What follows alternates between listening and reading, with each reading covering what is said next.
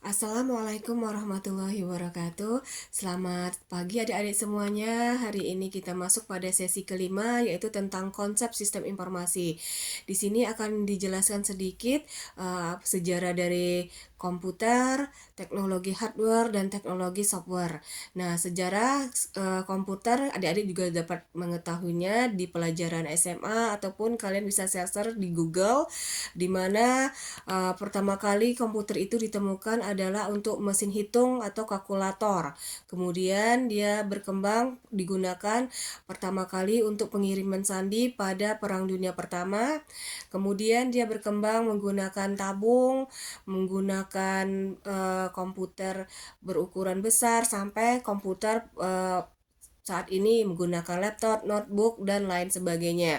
Nah, teknologi hardware sendiri atau teknologi perangkat keras ini adalah teknologi yang merupakan berhubungan dengan perangkat keras pada komputer itu sendiri, yaitu di mana berhubungan antara sirkuit komputerisasinya, yaitu contohnya memori, RAM, CPU, keyboard, mouse, prosesor, speaker, dan teknologi yang berkembang saat ini adalah media penyimpanannya bisa menggunakan uh, disket, flash disk, dan lain sebagainya. Dan teknologi perangkat lunak atau software adalah teknologi yang digunakan untuk aplikasi yang menghubungkan komputer dengan perintah untuk menjalankan programnya. Salah satunya contohnya itu adalah Microsoft Office, yaitu ada untuk pembuatan laporan menggunakan Excel, membuat laporan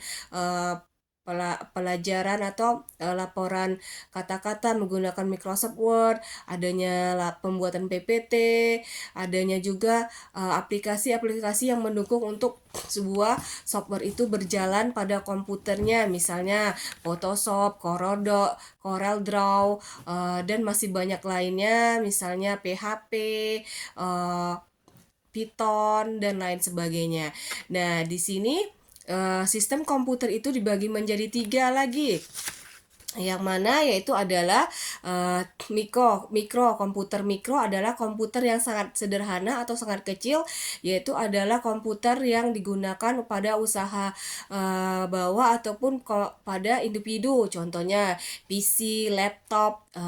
Kemudian adanya komputer mid grade, yaitu adalah komputer tingkat menengah, biasanya digunakan untuk bisnis, keperluan bisnis karena dia menggunakan server, media penyimpanannya juga sudah sangat besar, menggunakan aplikasi yang dapat digunakan di lingkungan website, baik dalam satu wilayah maupun di luar dari wilayah tersebut, misalnya memiliki cabang dari Jambi, atau misal dari Jakarta ke cabang-cabang lain, misalnya Medan, Surabaya, dan lain sebagainya. Sedangkan komputer mainframe ini adalah komputer yang digunakan sudah cakupannya sangat besar, atau dia penugasan atau penggunaan komputer ini sudah konkret atau komplit. Nah, ini biasanya digunakan untuk hubungan jarak jauh komputernya, misalnya penggunaan e-bisnis.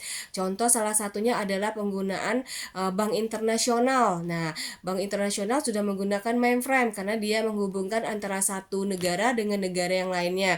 Contohnya yaitu adalah Bank BCA, itu cabangnya ada di seluruh Asia, dia menggunakan mainframe komputer ini. Nah, demikianlah yang saya jelaskan, dan untuk penjelasan lainnya bisa kalian lihat di modul tambahan yang akan saya berikan, dan juga pada modul ataupun pustaka pada universitas terbuka. Nah, saya akan mengingatkan sedikit kepada adik-adik untuk pengerjaan tugasnya. Tugas 1, diskusi dan tes formatifnya tolong dikerjakan sebelum batas deadline-nya habis, karena apabila dikerjakan pada tengah malam jam 11, sedangkan sistem akan down atau galat. Nah, itu dapat memicu tugas yang kalian kirim tidak terkirimkan kepada saya, dan dapat mengurangi penilaian dari sistemnya. Nah, kalau bisa dikerjakan itu dikirimkan kepada saya sebelum jam 10 malam pada sesi terakhir, misalnya tanggal 30 tanggal 29 September, yaitu dikerjakan misalnya dikumpulkan kepada saya itu misalnya jam 6 sore. Jadi biar saya bisa mengecek dengan teliti dan juga file yang adik-adik kirimkan bisa tersampaikan, tidak terjadi error atau sistem down ataupun galat. Nah, demikianlah penjelasan dari saya. Jika ada yang ditanya bisa messenger secara pribadi melalui sistem yang ada di UT dan bisa didiskusikan di dalam diskusi. Terima kasih. Demikianlah pertemuan kali ini saya akhirin dengan wabillahi taufik walhidayah. Assalamualaikum warahmatullahi wabarakatuh.